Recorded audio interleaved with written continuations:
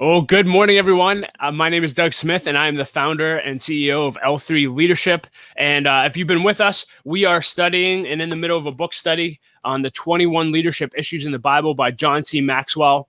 Now, for those of you who've been with us, you know I'm normally joined by the president of the Pittsburgh Leadership Foundation, Lee Kreitcher. Unfortunately, he's unable to be with us this morning, so I am riding solo. But that's okay, because I'm going to be talking to you about a subject that I'm extremely passionate about, and that's mentoring. And John said this in the book. He said, investing in people provides the greatest leadership return. And so my goal here in the next 5 to 10 minutes that I'm with you is to really just fire you up about mentoring and being mentored.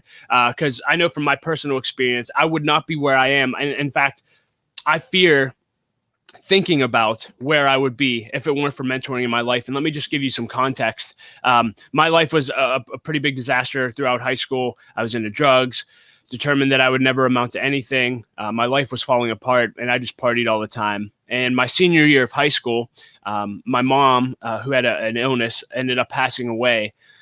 And I don't have time to share my entire story now, but when my mom passed away, Christ came into my life in a very significant way. And I got invited to this Bible study. Went to this Bible study. Long story short, the mom that led the Bible study started inviting me over for family dinners. And I had the dad of the family. His name was Mike. He became a father figure to me. He became a mentor to me. And he started pouring his life into me. And he told me I was a leader. He told me consistently that I need to dream big and go for it, that I could do great things with my life. He also told me that I should go to college and get a degree. In fact, he almost required that. And he just became such a huge mentor in my life. And they actually ended up bringing me to a church, Victory Family Church here in Cranberry, that I ended up on staff at. And there I met another mentor, Larry Betancourt, who was the youth pastor at the time. And so these two men literally poured their life into me. And what I think is interesting about mentoring that I want to point out here is John says this in the book. If equipping people in leadership is preparing people to become an expert mountain climber, then mentoring is training them to become something more, the best version of themselves, both on the mountain and off. And what I think separates mentoring from equipping is I think equipping, you focus on the technical expertise of your job, your profession, but mentoring can certainly do that, but mentoring focuses on all areas of your life. And why I want to share that is because what these two men did for me was they shared their life with me. They allowed me to come into their homes. They took me out to coffee. They asked me what my goals were, my dreams were. When I needed called out and I told no, they would call me out and tell me no. And for me, they were not just mentors, but models. And they modeled for me what a godly husband looked like. They modeled for me what a godly father looked like. They modeled for me what it looked like to lead a godly family and to lead a godly life. And it was that life-on-life relationship that had the most lasting impact. In fact, it's still impacting me to this day.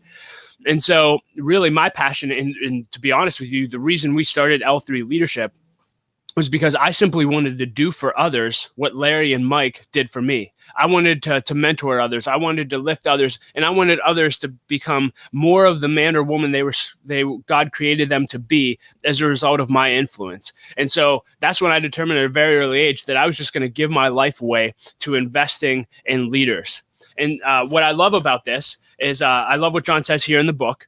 If you determine in your life to become a mentor, and that you'll just say, I'm going to spend the rest of my life mentoring and equipping and developing leaders, the long-lasting fruit of that, you won't even be able to put into words. In fact, John says it like this.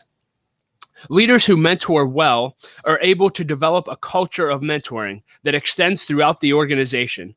And when everyone is becoming the best they can be, the organization does the same.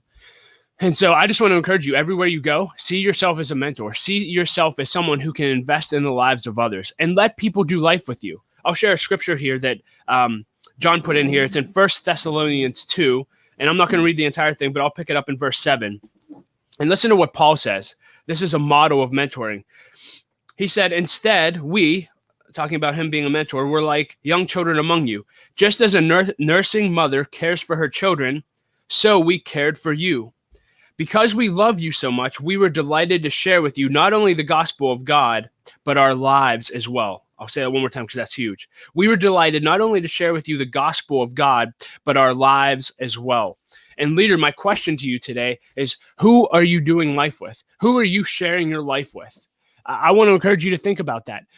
Maybe you have kids that are teenagers. Hey, could you host dinner at your house weekly and have all those kids come over and allow them to see what your life looks like and your leadership looks like, and do life with them? Have you ever been intentional with mentoring? I've been thinking about. I believe everybody in their life needs 3 stages of mentoring. They need a mentor ahead of them. And so here's one question and action step for you: who's ahead of you? Who is a Larry and a Mike in your life that's ahead of you in an area? Maybe they're in a stage of retirement and succession. And you're preparing for that. Who's ahead of you that you can learn from? And do you do that consistently? For me, I started doing this literally 17 years ago. Pastor Larry would bring in leaders from the community, and they would speak to us, and he would say, Doug, if that leader impacted you, you should ask them out to coffee and ask them to mentor you. And he gave me this whole process. In fact, I've developed a big process for this.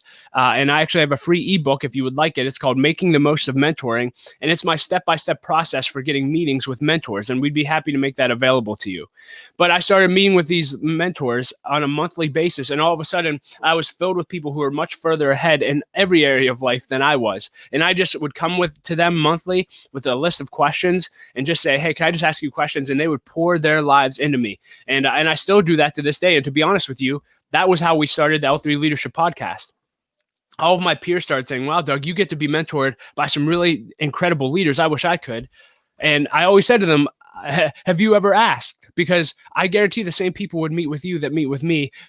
You just haven't asked them. And so here's a question for you. Who do you want to meet with, and have you asked them? And leader, maybe you need to just take a few minutes today and just write down 2 or 3 names of leaders you admire and say, I'm going to reach out to them. I'm just going to say, hey, I want to grab a coffee with you. I'll come prepared with a list of questions. I would love to just sit down and talk with you. And again, I don't have time to give you the whole process, but if you're interested, I've done podcast lessons on that. Would be happy to send it your way. But who's ahead of you that's mentoring you? The second group of mentors that you need in your life is a peer group.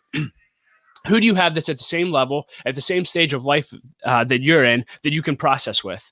Now, for me, for the past 5 years, that's been my mastermind group. One thing we do at L3 is we have mastermind groups that meet throughout the city. And there are groups of 6 to 12 men or women who meet together on a bi-weekly basis to help each other keep accountable to their goals, to grow to their maximum potential, etc. I can say with sincerity and integrity that over the last 5 years, my mastermind group has been the greatest source of growth in my life. Because again, every 2 weeks, I'm doing life with these guys. And really, when I started the group, I just said, hey, who are 10 to 12 of the sharpest leaders that I know that are my peers that I would love to spend every 2 weeks with? And that's how the group was formed. And 5 years later, I think we would all say, if you interviewed our group, that we are a 10x better than we would have been had we not had this group. So who are the peers that you need mentored by? And again, I want to encourage you, if you've never been in a mastermind group, consider joining one or jumping in one. We believe that every leader needs to be in a mastermind group. And then lastly, who do you have that's coming up behind you that you need to mentor? You know, one of my favorite things to ask people who have greatly impacted me is, hey, what can I do to pay you back? You know, I've asked Larry that, I asked Mike that. You've made such a difference in my life. And they all say the same thing. They say, Doug, someday, one day, there's going to come another younger Doug along in your life. And all I want you to do to pay me back is to do for them what you did for me, or what I did for you. Do for them what I did for you.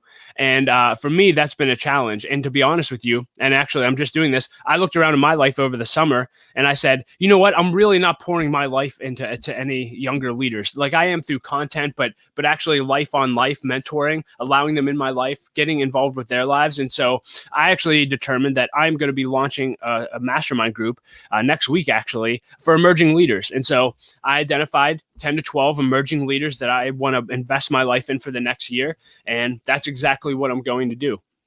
And so maybe you don't need to get a group of 10 to 12, but I want to sincerely ask you, hey, pray and say, God, I desire to mentor someone. You know, I desire to mentor someone that's up and coming leader. Will you put them in my path? And I promise you, if you pray that prayer, God will start putting people in your path and give you that opportunity to mentor them. And so as we start to conclude today's lesson on mentoring, one, I just want to challenge you as a leader, make it your life's pursuit to become a lifelong mentor to everyone that comes in contact with you.